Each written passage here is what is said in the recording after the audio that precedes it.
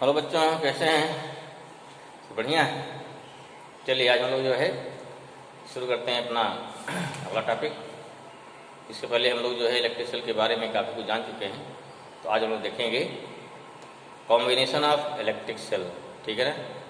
इससे पहले सबसे एक बात बार बार कहता हूँ, सब लोग जो है इस वीडियो को आगे फॉरवर्ड करिए, जिससे मैक्सिमम लोग इसको जान सके या मैक्सिमम लोग इससे फ़ायदा उठा सकें। ठीक है ना। चलिए भाई, तुम लोग शुरू करते हैं आज कॉम्बिनेशन ऑफ इलेक्ट्रिक सेल। ठीक, हम इलेक्ट्रिक सेल को क्यों जोड़ते हैं, what is the reason for combination. ठीक है, जैसे हम लोग इससे पहले पढ़ चुके हैं कि कॉम्बिनेशन ऑफ रेजिस्टेंसेज, वहाँ क्या पर्पज़ था कि सर्किट में रेजिस्टेंस को इंक्रीज करना है या डिक्रीज करना है, उसके बेस पर क्या करते हैं, हम रेजिस्टेंस को जोड़ते हैं।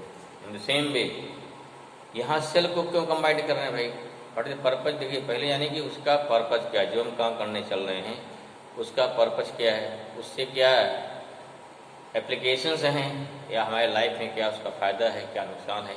बहुत सीधी सी बात है, फिजिक्स में जितनी चीज़ें हैं, जितने टॉपिक हैं, उसका कहीं न कहीं से लाइफ में डायरेक्ट रिलेशन है।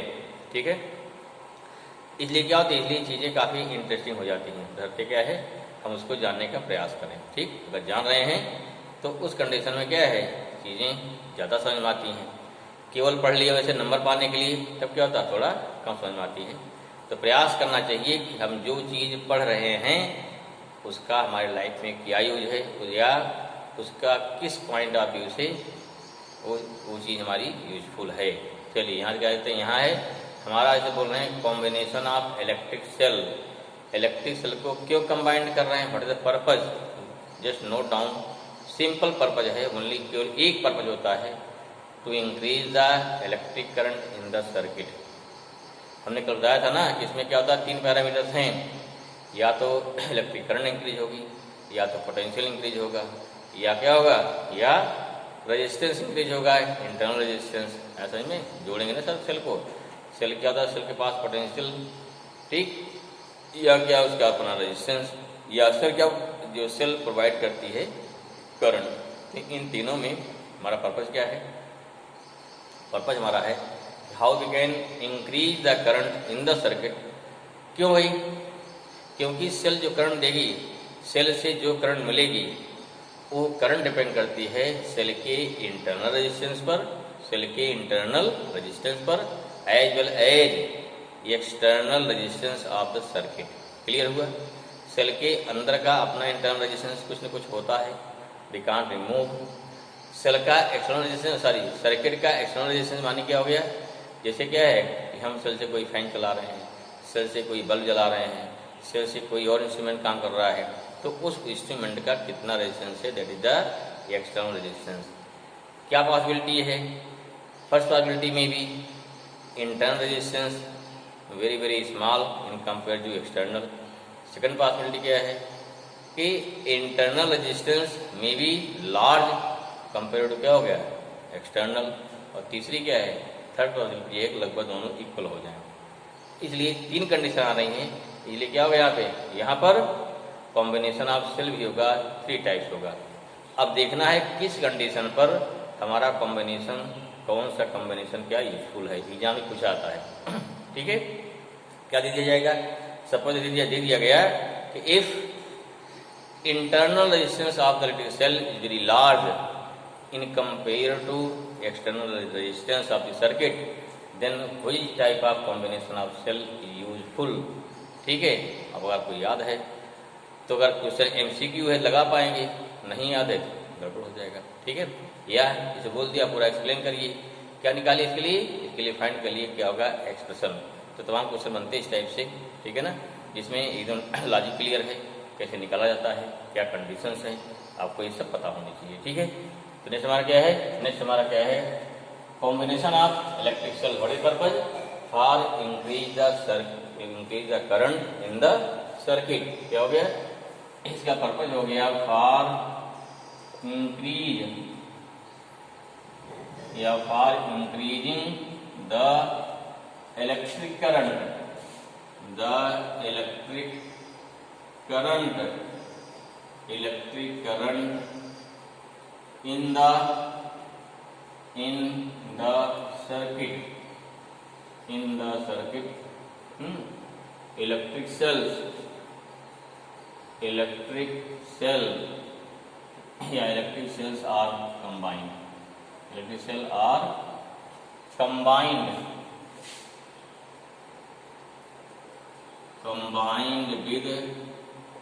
each other। कंबाइन किया थी भाई, पर्पज हमारा क्या हो गया, दिस इज द पर्पज, कौन सा purpose, increase of electric current, this is the purpose, यही हमारा मेन पर्पज है, इंक्रीज या increasing the electric current in the circuit, that is the purpose. Okay clear. चलिए भैया देखते हैं कौन कौन सा होगा।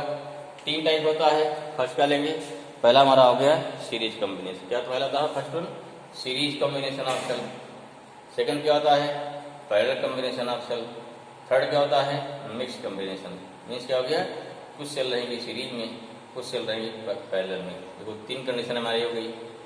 इन तीनों पहले क्या माना जाएगा, कि जो सारी सेल्स हमारी हैं वो सभी सेल आइडेंटिकल हैं, मीन्स सभी सेलों की इमेज सेम है, सबके इंटरनल सेम है।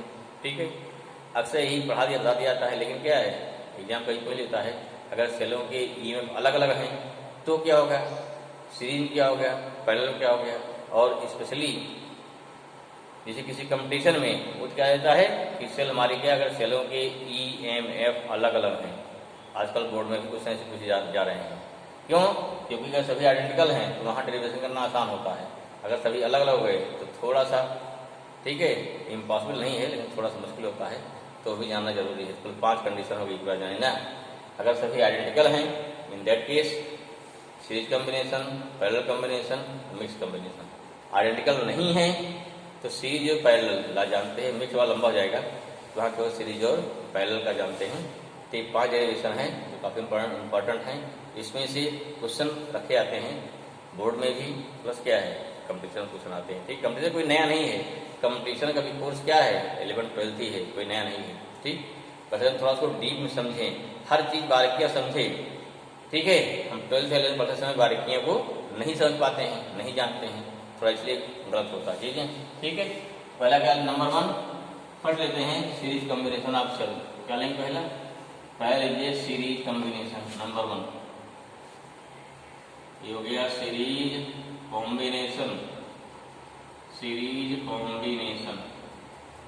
कॉम्बिनेशन ऑफ इलेक्ट्रिक सेल, या इलेक्ट्रिक क्या हो गया, सेल्स हो गया।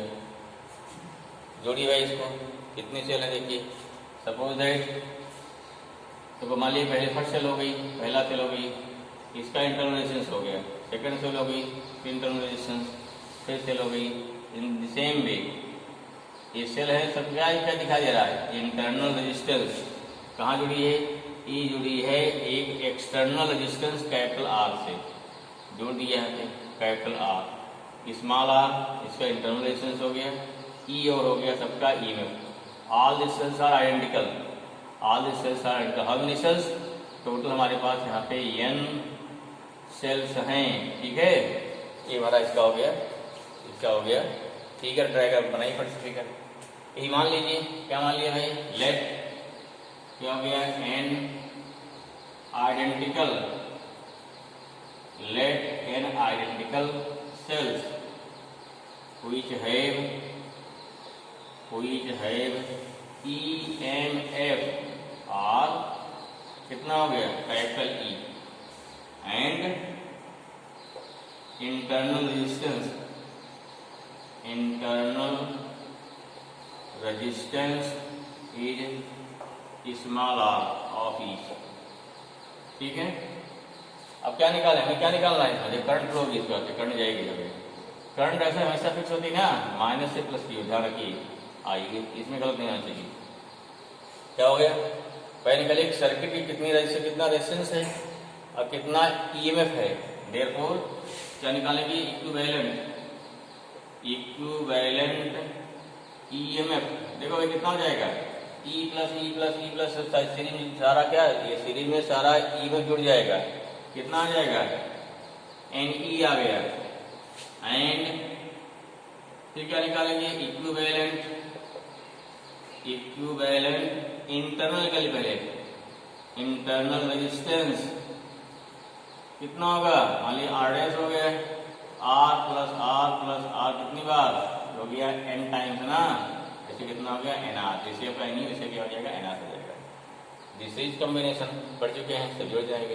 देयरफॉर क्या निकले भाई, टोटल रेजिस्टेंस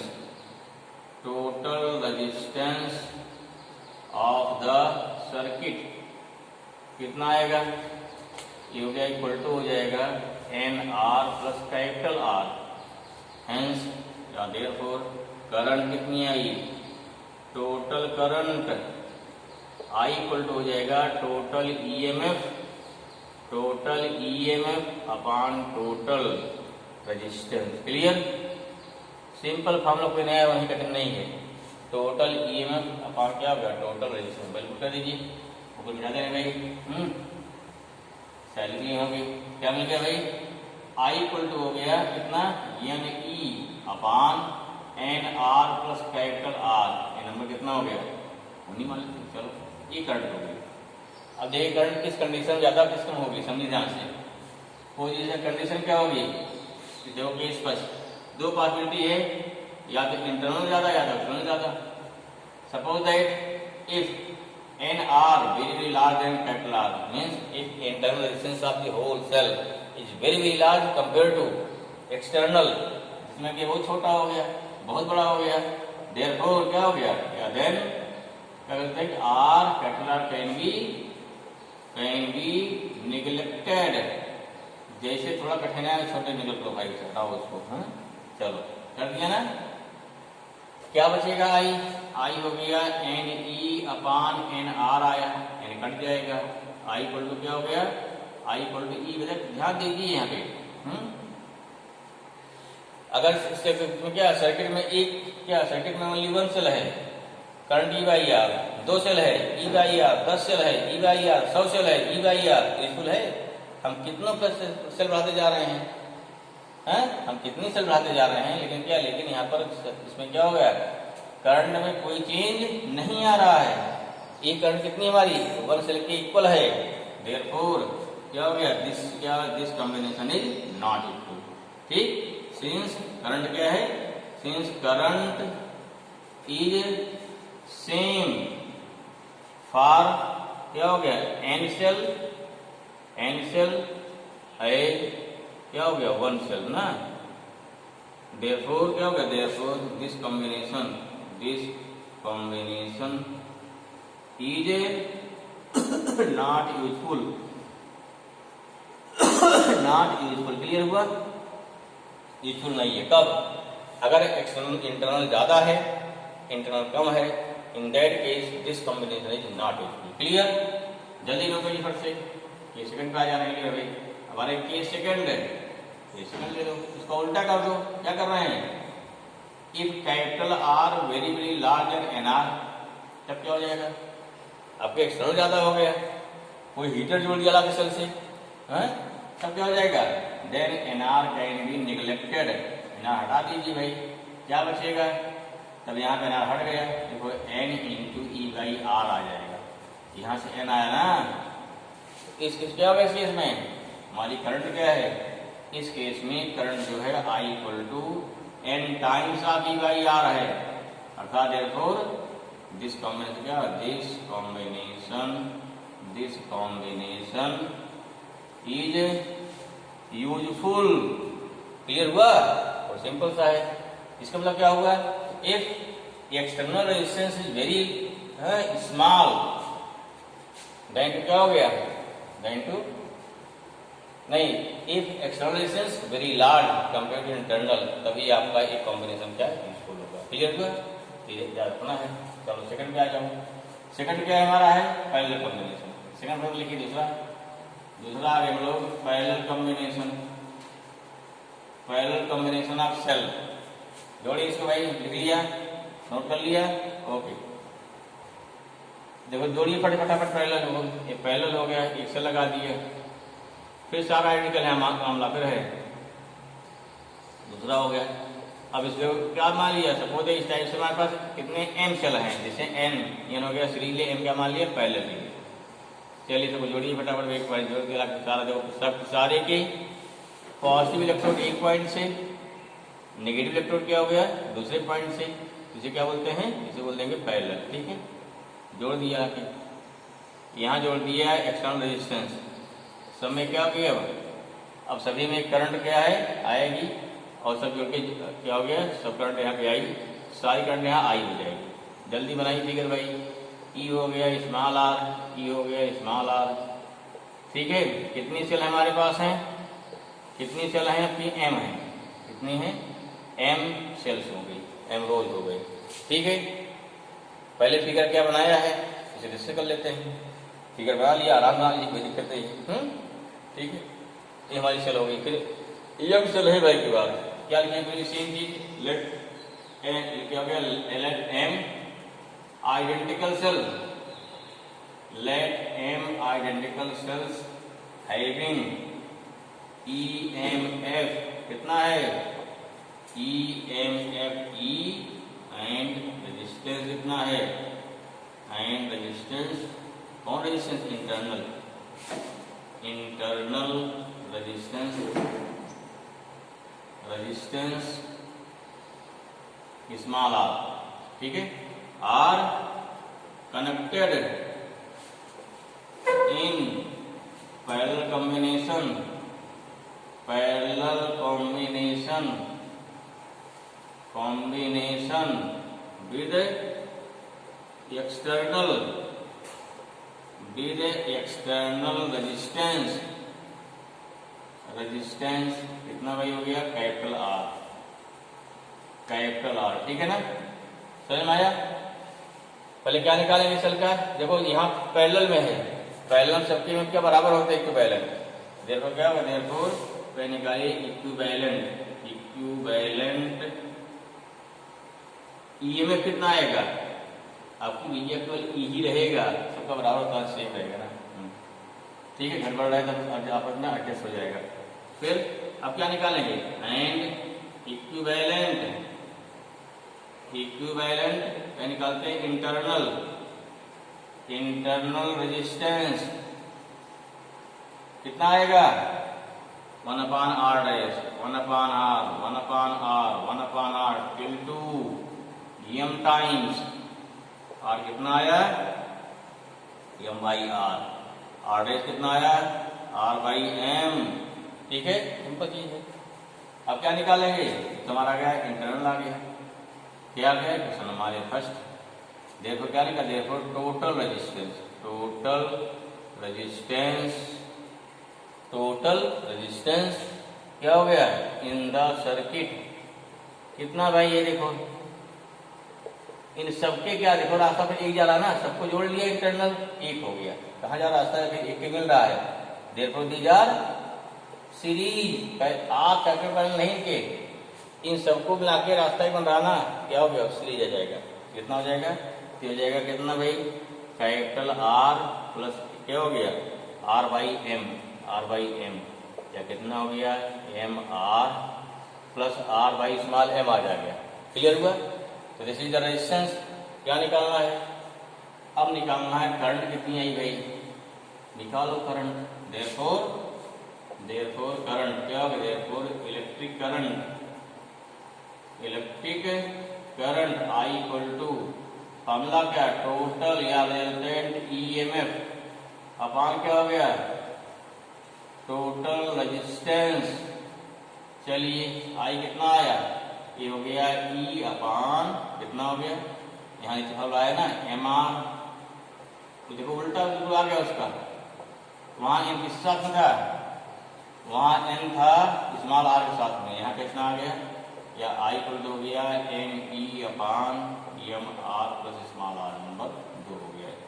ठीक है, क्लियर हुआ, तो वहाँ M किसके साथ था, वहाँ पर M था स्मॉल r के साथ में, यहाँ कितना आ गया कैपिटल R के साथ में। केस फर्स्ट, उसका उल्टा हो गया, केस फर्स्ट क्या हो गया, if M R very very large and small r, then small r can be neglected. I कितना आया भाई, आई आ गया ME अपान MR, या आई कितना हो गया, वहां क्या था, वहां अगर एक्सटर्नल ज्यादा है इंटरनल कम है तो यूजफुल था। यहाँ क्या है, अगर एक्सटर्नल ज्यादा हो गया इंटरनल कम हो गया, then this is not useful है। ठीक है ना, क्यों, हम एम सेल जोड़ने के बाद भी करंट कितनी फ्लो हो रही है, एक सेल के बराबर। हेंस क्या हो गया, hence if external resistance, if external resistance is very large in compared to internal resistance, then this combination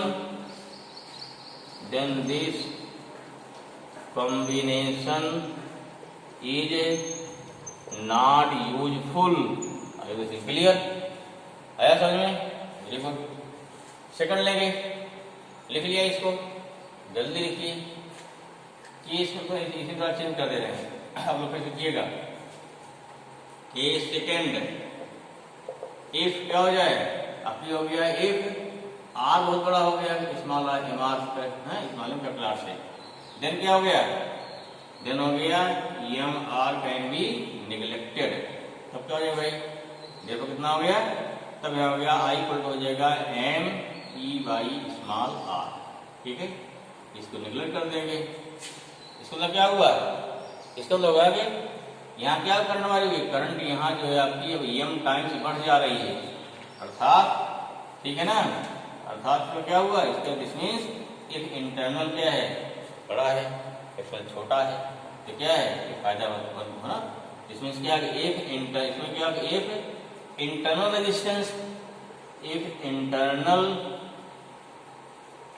resistance, is very large in compare to क्या हो गया, external resistance, then this combination ये useful हो जाएगा, not नहीं, क्या हो गया ये यूजफुल ये लिखा जाता है। जैसे क्लियर, अब जैसे क्लियर हो गया है किस कंडीशन पे कौन सा कॉम्बिनेशन यूजफुल है, पर नोट करिए, वीडियो पॉज कर लीजिए तब नोट कर सकते हैं आराम से। ठीक है, तो हमारा क्या आ गया कि कब कौन सा कॉम्बिनेशन यूजफुल है, अभी आएगा मिक्स कॉम्बिनेशन। ठीक है, तो इतना लिख लीजिए आराम से, फिर बताते हैं उसको। ओके ना, ठीक है भाई, तो उसको बताएं, इस वीडियो में बताते हैं उसको भी।